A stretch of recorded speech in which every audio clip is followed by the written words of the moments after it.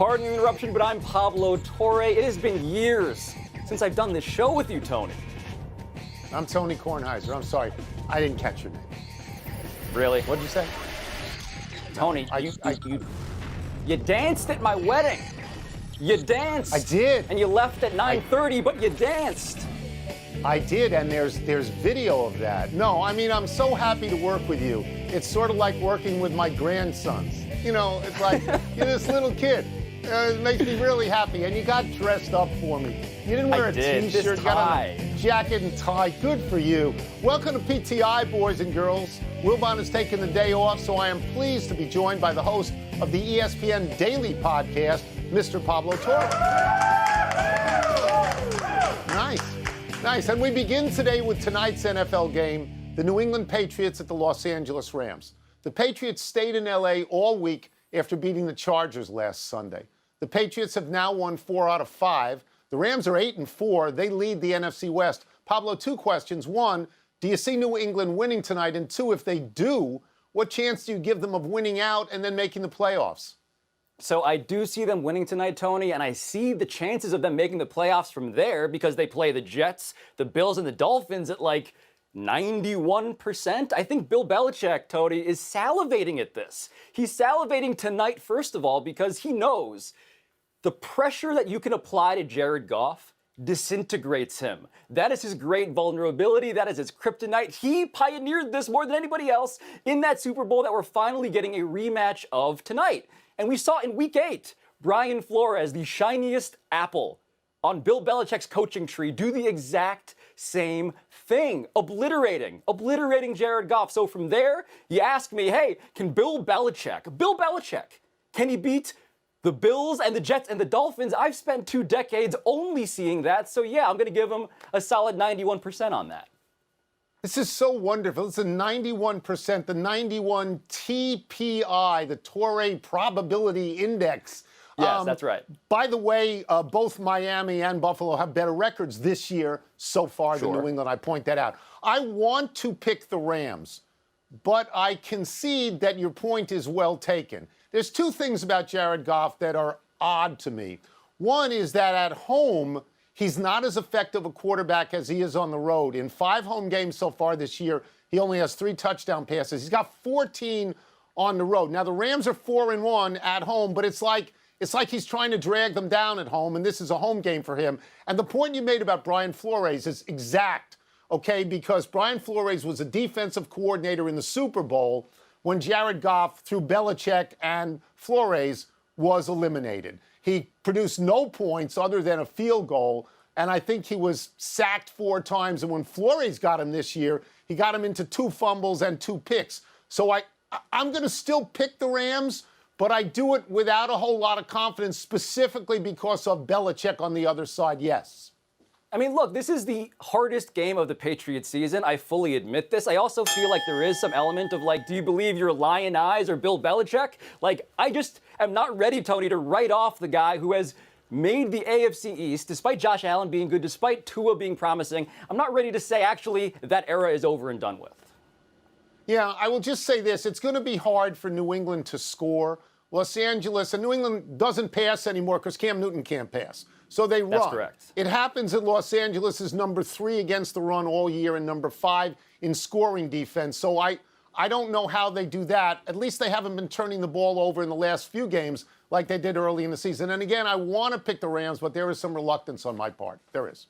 All right. Speaking of other people who are trying to run, James Harden is expanding his list of preferred trade destinations, Tony. First, the Rocket star was totally set on the Nets. Then he added the Sixers, and today The Athletic reports that he's open to being sent to the Bucks or the Heat. So, Tony, which team would you like to see him on?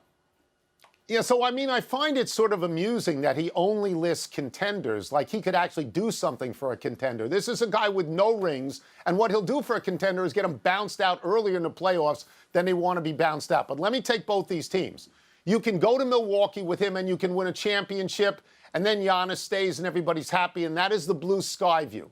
What I think is more likely is that he will try to wrest the team from Giannis. This will create tremendous division in the team, and Giannis will announce that he's going to leave in free agency.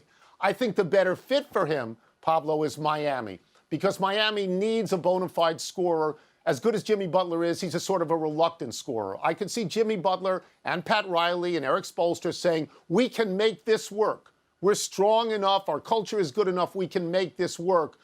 But that is a particularly selfless team in the East. Yes. And he is the least selfless player in the entire league.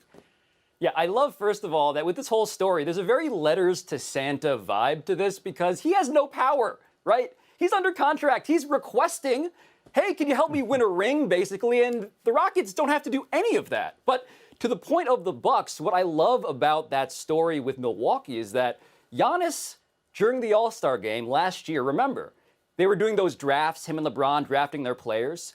Giannis passed over James Harden for Kemba Walker and said on television, Tony, I want someone who can pass. Now, I think James Harden gets a lot of flack that's undeserved, and he's underrated, honestly, a lot of the time. But you already see, whether or not you think Giannis is a good GM, he is the de facto GM of the Milwaukee Bucks. So that, to me, seems like a non-starter if that's how Giannis feels. But the Miami thing, on the one hand, yes, I see Pat Riley being the only person who can, like, tame James Harden. But you put James Harden in Miami. Tony, the story that we're talking about has mostly developed on Instagram because James Harden is in clubs in Las Vegas filling Prada bags full of honey buns and hundreds of thousands of dollars, giving it to rappers. I don't know if Miami is the place for him to find a new, more disciplined version of himself. So let me get back to the other point you made about how Houston shouldn't feel forced to do this. James Harden wants to break his contract. He wants to not play for Houston, but he would like Houston to pay him while they're figuring out where to send him. I, of course, would tell him to pound sand that I am not going to pay him any money at all. But people say, oh, well, then Houston will never get a free agent. Well, let's list the great free agents Houston has gotten already. Okay, there are none. I mean, it's not New York. It's not Los Angeles. It's not Miami. Me personally, I don't really get why everybody, including Wilbon, says that Harden has all the leverage. I'm not sure he does right now. We are now going to revisit the comments of Mike Krzyzewski that we discussed yesterday here in light of significant postponements of games. Krzyzewski raised the issue that college basketball is wrongly plowing through this season. To underline that, we had 12 games canceled last night, 6 are canceled tonight, and 14 more are canceled on Saturday. Pablo, how do you feel about college basketball continuing to plow through? I feel numb. I feel wildly numb because this was foreseeable. Actually, this was not just foreseeable, Tony. This was foreseen. There are 350 D1 college basketball teams. There are only 130 D1 college football teams. So all of the chaos in college football is literally multiplied here across counties and states with different rules, budgets, different programs. It's all a mess. And all you got to do is look at DePaul, okay? I'm going to bring up DePaul here because they're a Big East team. They have played 0 games so far because all 7 games have been postponed or canceled, Tony. UConn has stopped its program twice. And the scary part is, I kind of shrug when I hear all of it because all we're trying to do is get to March, right? That's all this is really about, is get to March. Yeah, I mean, I can't say this enough, how different college athletics is from professional athletics. College, they don't test in the same way. They can't isolate in the same way. Let's take the football season. They've managed to get most of it in, except in the Big Ten and the Pac-12, which started late and canceled games all the time. There's no equity to that season. Teams that have played 8 and 9 and 10 games, it's not the same as playing 4 games. And in basketball, as you point out, there's so many more teams and they play multiple games in a week. So you're canceling games in bunches. Honestly, I haven't watched much of the college basketball games at all. I don't think it has any traction yet. Friends of mine who watch say they only watch the teams of the schools where they went. I watched a couple of games to halftime, and I started to think, well, what if they cancel at halftime? What if something happens in the locker room and they cancel at halftime? I find myself agreeing with Krzyzewski. I agreed with Pitino early that what are you doing? If you want to get to March, you don't need a resume of 30 games. You can have 10 games. What are you doing? No, it just makes it ever more clear that these are two different sports within one theoretical sport. There's the regular season of college basketball that people don't really care about. And then there is March, capital M, and they've already laid out a plan. Let's remember, we'll do it in Indianapolis. We'll bubble up. Like, that's clearly where all the focus is already going to be. It's good that you say March, capital M, because the capital M stands for money. That's why they're doing this. They got no money last year, and they want to guarantee they get money this year. And they're going about it. They don't have to start when they did. Let's take a break. Coming up, 3-5 LSU gave itself a bowl ban for this season. What's the word for that? And what are the right words to describe the NFL flexing the Cowboys all the way off Sunday Night Football? That's a stunner to me, I have to be honest. I mean, to me, I'm putting the Cowboys on any chance I get, you know.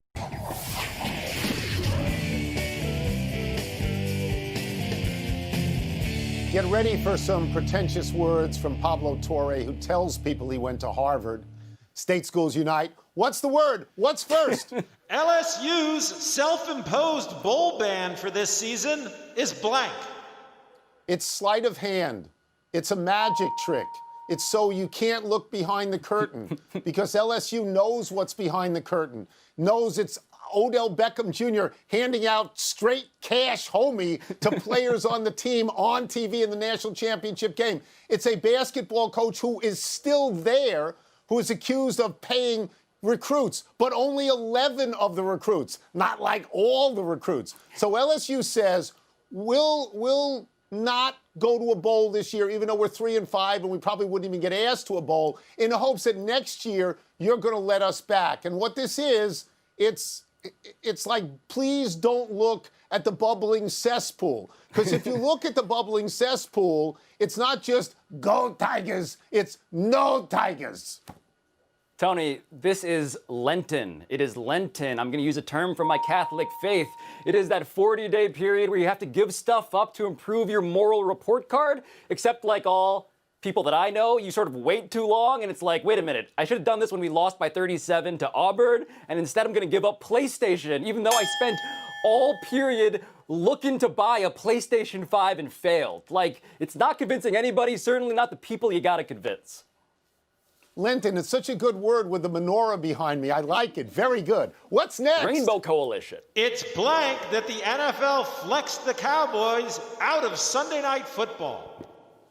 It's apocalypse now. Let's understand something, people. The NFL is the biggest draw on television, and the Cowboys are by far the biggest draw in the NFL. So what you have is the Cowboys and the 49ers have been shifted from Sunday Night Football to 1 o'clock on Sunday, the black hole even of the NFL. And what is going on Sunday Night Football? The 5-7 Giants versus the Browns, who haven't been in the playoffs in like 18 years and are basically a standing joke. So the other word is what? No, seriously, what? What are you doing? If you ask, well, you're doing this because there are no playoff implications? Are you kidding me with that? You're doing it for integrity? If I ran a network, I would want the Cowboys on every single prime time week that I had. This is actually rock bottom for Jerry Jones because he's now in a class with Jacksonville.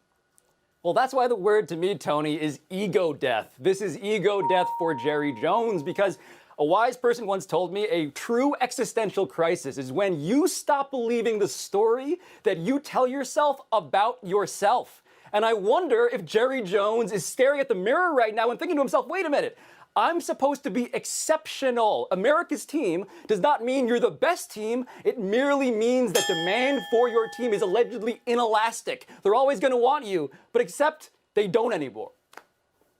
This is unthinkable and unimaginable to me. I mean, I don't care how bad the Cowboys are. They're going to outdraw this other game. People love to root for them, and I can't believe this one. That's it. Eat your words, Pablo. Let's take one last break, but still to come, Marshawn Lynch may be ready to return. And Michael Jordan's golf course offers next-level food and beverage service. Do you know the name of the golf course, by the way? It's Grove 23. I do not. What is it? The Grove 23. The 23 Subtle, is apparently Michael. the only reference to Jordan. I'm told there are no pictures of Jordan anywhere, which you would think there'd be millions of pictures of Jordan. There are none. I would. I mean, I got friends who played it. So not just any offensive lineman, Tony. This kid, Penei Sewell out of Oregon, apparently maybe the greatest offensive tackle we've ever seen. Like, that kid, get that kid, especially because the Jets and the Jags obviously are preoccupied with the Trevor Lawrences and the Justin Fieldses of the world. yeah, that's what they need to do. They got to protect this kid. Happy anniversary, Adam Morrison. On this day 15 years ago, Morrison hit a late bank shot three to lead then number 9 Gonzaga over Oklahoma State. Morrison ended up being drafted number 3 overall by Charlotte and was a memorable bust. But he did pick up 2 rings as a fringe player on the Kobe Lakers in 2009 and 2010. That's not our real focus, though. Our focus today is on Gonzaga, the number 1 team in the country now. Their season is on hold because of coronavirus. Their game against number 2 Baylor last weekend was scratched. And if they return to the court on December 15th, as a school release says, Gonzaga will miss upcoming games against Tarleton, whatever that is, Southern, Northern Arizona, and Idaho. On December 19th, Gonzaga is scheduled to play Iowa, who just beat North Carolina and features Player of the Year frontrunner and Murray grad Luka Garza. To tie this in a bow, the one constant at Gonzaga, from Adam Morrison until now, is Mark Few, who is in his 22nd year as head coach. I feel bad for Adam Morrison, Tony. I had no idea his career would turn out the way it has. He had a torn ACL, but he was co-National Player of the Year with J.J. Redick, who's had a 13-year NBA career. And Adam Morrison, according to Wikipedia at least, is an assistant coach of a high school basketball team somewhere in Washington State, which makes me hope, at the very least, his mustache, his patron saint of bad mustaches mustache, is still intact. I hope he's happy. I mean, maybe he's happy, which would be nice. Happy trails That would be nice. to the old division set up in the NHL. As the NHL gets ready to start what will be a 52 or a 56 game season, it has rearranged its divisions, including an all-Canadian division. This became necessary because the Canadian government will not allow United States teams into Canada because of coronavirus. Teams will only play within their new divisions for the entire season, much like baseball did. But the first 2 rounds of the hockey playoffs will also be played within the division as well.